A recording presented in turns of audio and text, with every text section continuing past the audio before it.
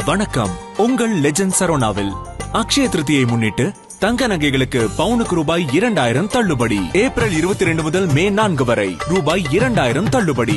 அக்ஷய திருதியை பொன்னாளில் மேலும் மேலும் பொன் சேர்ந்திட வாழ்த்துகிறோம்.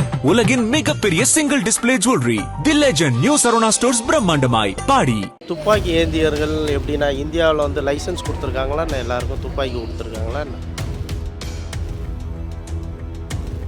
இது வேணும். இங்கே உள்ள கட்சிக்கான கால் புரட்சி தான் பண்ணுற வேலை உள்நோக்கம் இருக்குது.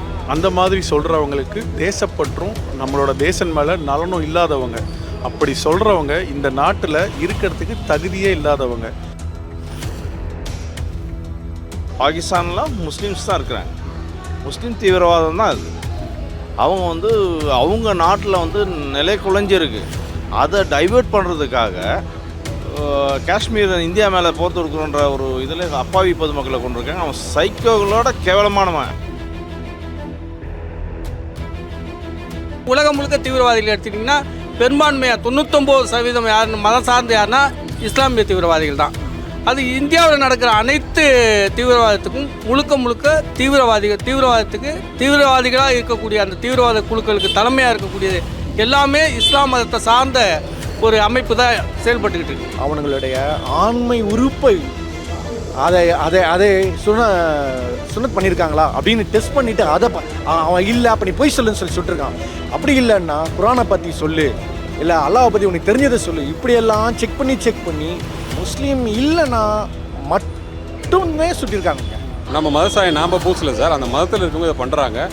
அவங்க வந்து இஸ்லாம்ங்கிறது வந்து ஒரு அமைதியான மார்க்கம், அதில் இருக்கிறதுக்கே அவங்க தகுதி இல்லாதவங்க. கடந்த ஏப்ரல் 22ஆம் தேதி காஷ்மீரில் இருக்கிற பகல்கம் அப்படின்ற பகுதிக்கு சென்றிருந்த டூரிஸ்ட் 26க்கும் மேற்பட்டோரை தீவிரவாதிகள் கொலை செய்திருக்கிறாங்க. அண்ட் இந்த சம்பவத்தை தொடர்ந்து பல்வேறு டிஸ்கஷன் அண்ட் பல்வேறு டிபேட்ஸ் எழுந்ததை நம்மளால் பார்க்க முடிஞ்சுது. அதில் மிக முக்கியமான ஒரு விஷயம் என்ன அப்படின்னா, இதில் மத சாயம் நீங்கள் பூசாதீங்க அப்படின்ற ஒரு கருத்து எழுந்ததை நம்மளால் பார்க்க முடிஞ்சுது. சோஷியல் மீடியாவில் மட்டும் இல்லாமல் களத்துலேயும் பலருடைய கருத்து அப்படி இருக்கிறதையும் நம்மளால் கேட்க முடிஞ்சுது. இப்படி இருக்க இந்த கருத்தை பற்றிய ஒப்பீனியன் என்னவா இருக்குது அப்படின்றது தான் இப்போ நாம் சென்னையில் இருக்கிற பல்வேறு மக்கள்கிட்ட கேட்டு தெரிஞ்சுக்க போகிறோம். அவங்க ஒரு மதத்தை சார்ந்திருக்கிறதுனால வந்து அரசியல் லாபத்துக்காக அந்த மாதிரி பண்ணுறாங்கன்னு நினைக்கிறேன். அதாவது அவங்க சில பேர் கட்சி தேவைகளுக்காக அதை சொல்ல மறுக்கிறாங்க. அதான் இது ஃபுல் அண்ட் ஃபுல் வந்து பார்த்திங்கன்னா அந்த மதத்தை கேட்டு தான் வந்து அந்த இடத்துலையே வந்து சுட்டு கொண்டிருக்காங்க.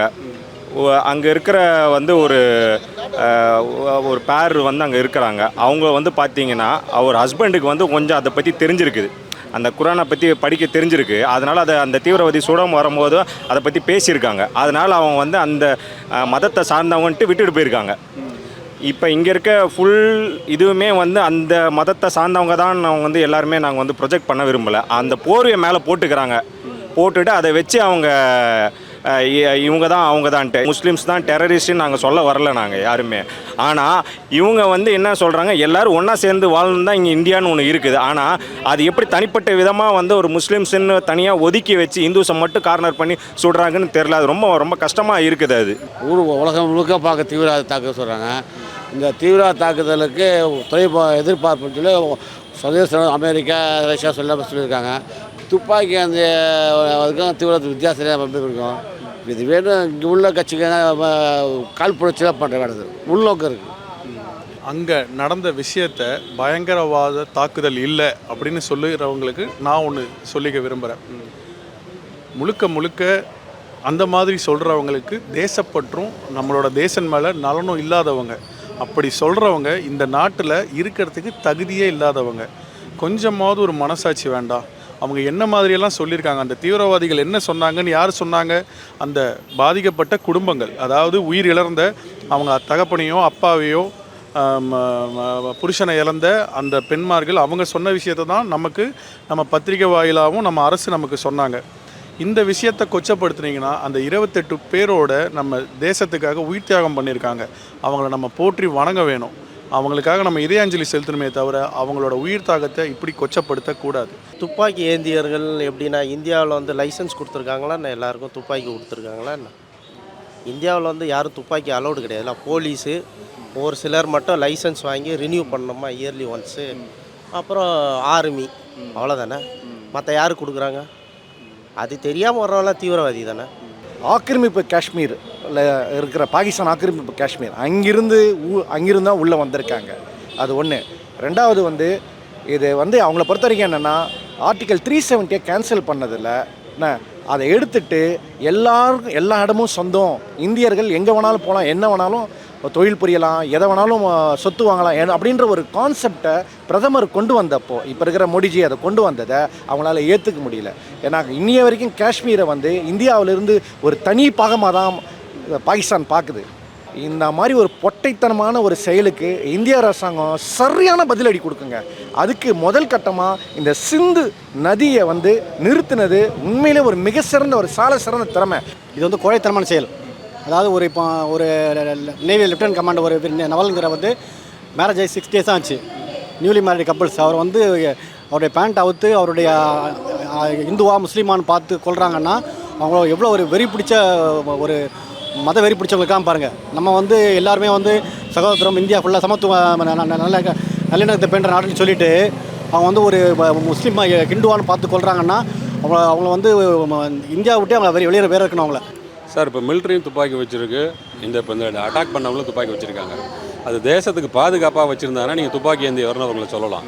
இவங்க வந்து பார்த்தீங்கன்னா ஒரு பர்டிகுலராக அந்த இதில் நம்ம டிவியில் எல்லாத்துலேயும் பார்க்கும்போது பார்த்தீங்கன்னா அவங்க வந்து சூஸ் பண்ணி தான் அந்த வேலையை பண்ணியிருக்காங்க. அங்கே அமைதியை சீர்குலைக்கணும்னு பண்ணியிருக்காங்க.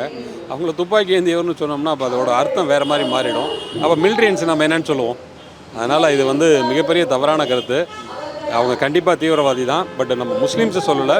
பேசிக்காக இந்த மாதிரி சில தீவிரவாதிகள் முஸ்லீம்ஸ் இருந்து முஸ்லீம் பேரையும் கெடுத்துட்டு இருக்காங்க. துப்பாக்கி ஏந்தியவர்கள்னால் யார்? தீவிரவாதிகள் தான் இல்லையா? துப்பாக்கி ஏந்தியவர்கள் ஒன்று ஆர்மியில் இருக்கணும், அது பாகிஸ்தானோட ஆர்மியாக தான் இருக்கணும். இப்போ அவங்க கருத்து பிரகாரம் பார்த்தா பாகிஸ்தான் ஆர்மிக்காரன் தான் உள்ளே வந்து பண்ணியிருக்கான். என்ன அதை வந்து நீ ஆர்மியை வந்து ஆர்மி பண்ணுறாங்க, துப்பாக்கி ஏந்தியவர்கள் ஆர்மியாக கூட இருக்கட்டும், அவங்க வந்து நம்ம ஒரு போர் தொடுக்குறாங்கன்னா ஒரு ஆர்மியை சுட்டாங்கனாக்கா அது பரவாயில்ல. ஆனால் ஒரு ஒன்றும் தெரியாத அப்பாவிங்களை ஈவு இருக்கம் இல்லாதவங்களை சுட்டிருக்காங்க. இது வந்து நீங்கள் வந்து தீவிரவாதி இல்லாமல் வேறு எப்படி சொல்ல முடியும்? அவன் ஆர்மியே இருந்தாலும் அவன் தீவிரவாதி தான். புரியுதுங்களா? ஆர்மிக்காரனா பாகிஸ்தான் ஆர்மிக்காரனே இருந்தாலுமே அவன் தீவிரவாதி தான். இப்போ இதை மதசாயம் பூச வேணான்னு சொல்கிறது வந்து எப்படி நம்ம சொல்ல முடியும்? பாகிஸ்தானில் ஆர்மினா யார்? இந்துஸ் அங்கே இருக்காங்க, இல்லை நேபாளிஸ் இருக்காங்களா? இல்லை. புத்தர் இருக்காங்களா? இல்லை. பாகிஸ்தானில் முஸ்லீம்ஸ் தான் இருக்கிறாங்க. முஸ்லீம் தீவிரவாதம் தான் அது. அவங்க வந்து அவங்க நாட்டில் வந்து நிலை குலைஞ்சிருக்கு, அதை டைவெர்ட் பண்ணுறதுக்காக காஷ்மீர் இந்தியா மேலே போர் தொடுக்கிறோன்ற ஒரு இதில் அப்பாவி பொதுமக்களை கொண்டிருக்காங்க. அவன் சைக்கோகளோட கேவலமானவன். அவன்லாம் வந்து உயிரோட இந்த மண்ணில் உயிரோடு இருக்கிறதுக்கு தகுதி இல்லாத ஒரு அதை கமாண்ட் பண்ண ஒரு அரசாக இருந்தாலும் சரி, ஒரு ஆர்மி மேனாக இருந்தாலும் சரி, அவன் வந்து உடனடியாக அவனை வந்து சுட்டு கொண்டமே தவிர அவனை பாரபட்சமே பார்க்கக்கூடாது, மனிதாபமே பார்க்கக்கூடாது. அவங்கள துப்பாக்கி ஏந்தியவர்கள் வந்து இஸ்லாமியர்களா கிறிஸ்துவர்களா அப்படின்னு பாகுபாடு பார்த்தலாம் வந்து அங்கே துப்பாக்கி சூடு நடத்தலை. இப்போ கண்ணில் பட்ட எல்லாரையும் படப்படன்னு சுட்டுட்டுலாம் போல. கிறிஸ்துவர்கள் இஸ்லாமியர்கள் இந்துக்கள்னு பார்த்து நீ இந்துவா அப்படின்னு பார்த்து சுடையில் அவர்கள் தீவிரவாதினா இஸ்லாமிய தீவிரவாதிகளாக மட்டும்தான் இருக்க முடியும். தீவிரவாதிகள் எல்லாமே நீங்கள் எடுத்துக்கிட்டிங்கன்னா உலகம் முழுக்க தீவிரவாதிகள் எடுத்துக்கிட்டிங்கன்னா பெரும்பான்மையாக 99% யாருன்னு மதம் சார்ந்து யாருன்னா இஸ்லாமிய தீவிரவாதிகள் தான்.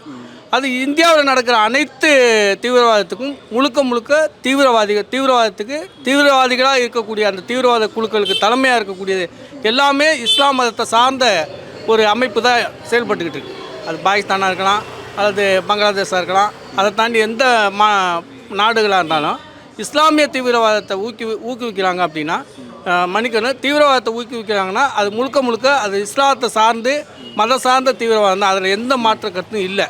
அவனுங்களுடைய ஆண்மை உறுப்பை அதை சுனத் பண்ணியிருக்காங்களா அப்படின்னு டெஸ்ட் பண்ணிவிட்டு அதை அவன் இல்லை அப்போ நீ போய் சொல்லுன்னு சுட்டிருக்கான். அப்படி இல்லைன்னா குரானை பற்றி சொல்லு, இல்லை அல்லாஹ்வை பற்றி உனக்கு தெரிஞ்சதை சொல்லு, இப்படியெல்லாம் செக் பண்ணி முஸ்லீம் இல்லைன்னா மட்டுமே சுட்டிருக்காங்க. இதை பார்த்தீங்கன்னா அப்போ அவன் இதை விட ஒரு கீழ்த்தரமான ஒரு மதவெறி அவனுக்கு இருக்கா? அதுவும் இல்லாமல் சுட்டுட்டு இதை போய் மோடிக்கிட்ட சொல்லுன்னு சொல்லியிருக்கானுங்க. இந்துக்கள்னு பார்த்து கொள்றாப்புல. இப்போ 27 பேர் கொண்டிருக்காங்க, ஒரு பேர் நேபாளத்தில் இருக்காங்க. இந்தியனாக இருந்தால் அவர் கொண்டிருக்க மாட்டாங்க. ஆனால் இந்துக்கள்னு தெரிஞ்சு எந்த நாடில் இருந்தாலும் அவன் கொலை பண்ணுறான் அப்படின்னா அவனுக்கும் ஒரு அடிப்படை தீவிரவாதம் ஒரு இதுலேயே இருக்குது. ஸோ இதை அவங்க தீவிரவாதிகள் தான். அண்ட் இந்த விவகாரத்துக்கு பின்னாடி மத சாயம் நீங்கள் பூசாதீங்க அப்படின்னு சொல்லிட்டு சிலர் சொல்கிறாங்க. அதுக்கு நீங்கள் என்ன பார்க்குறீங்க சார்? அது எப்படி பார்க்குறீங்க? அந்த நடந்த சம்பவத்தை எல்லாமே பாதிக்கப்பட்ட கூட வந்த கணவன் மனைவி இப்போ சொல்கிறாங்க என்ன எப்படி சுட்டாங்கன்னு. சில பேர் ஜிப்பை திறந்து பார்த்து அது இஸ்லாம இல்லை சொல்லி தெரிஞ்சுக்கிட்டு கன்ஃபார்ம் பண்ணி இந்து தெரிஞ்ச போது சுட்டிருக்காங்க. அப்புறம் எப்படி இது மதசாயம் பூசாமல் இருக்க முடியும்? முழுக்க அந்த மதசாயம் பூசாதவங்களுக்கு நான் ஒன்று தாங்க சொல்லிக்க விரும்புகிறேன். இது மதசாயம் பூசுகிறோம் அப்படின்னா நீங்கள் இப்போது இங்கே இந்தியாவில் இருக்கிற இந்துவா முஸ்லீமா கிறிஸ்டியனா அப்படி இல்லை. நம்ம எல்லாருமே இந்தியர்கள். நீ முஸ்லீமா இரு, இந்துவா இரு, கிறிஸ்டியனா இரு, யாராக வேணா இரு. நம்ம இந்திய நாட்டு சேர்ந்த இந்திய குடியுரிமை பெற்ற 28 பேரை கொன்று இருக்கான். என்ன சொல்லி கொண்டு இருக்கான்? நீ என் மதம் இல்லைன்னு சொல்லி தான் கொன்று இருக்கான். அதை முதல்ல புரிஞ்சுக்கோங்க. தயவு செய்து அவங்க தியாகம் பண்ண உயிரை கொச்சப்படுத்தாதீங்க.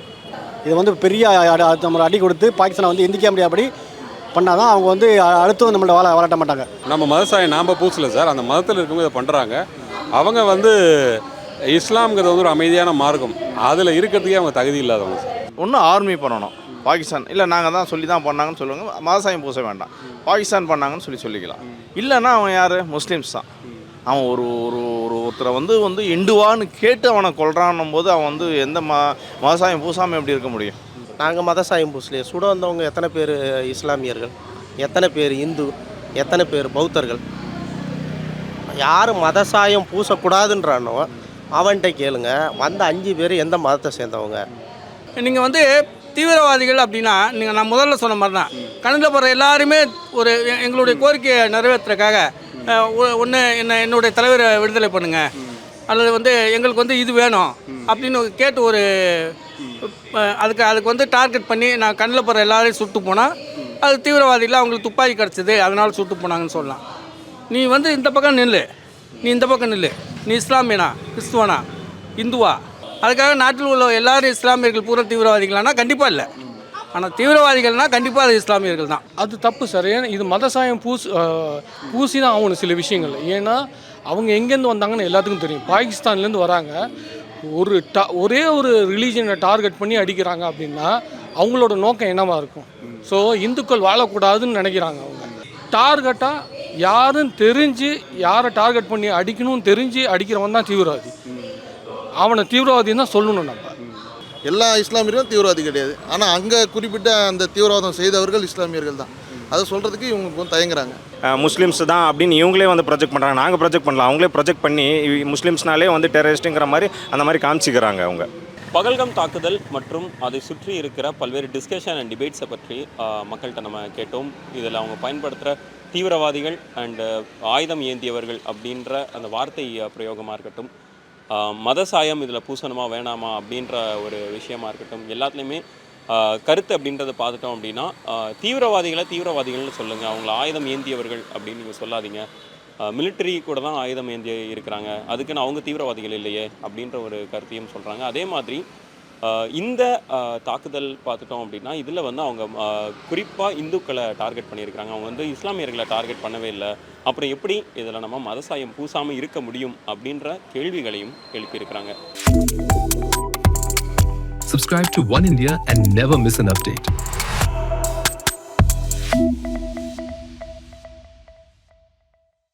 வணக்கம். உங்கள் லெஜண்ட் சரோனாவில் அக்ஷய திருதியை முன்னிட்டு தங்க நகைகளுக்கு பவுனுக்கு ரூபாய் 2000 தள்ளுபடி. ஏப்ரல் 22 முதல் மே 4 வரை ரூபாய் 2000 தள்ளுபடி. அக்ஷய திருதியை பொன்னாளில் மேலும் மேலும் பொன் சேர்ந்திட வாழ்த்துகிறோம். உலகின் மிகப்பெரிய single display jewellery the legend new Saravana stores பிரம்மாண்டமாய் பாடி.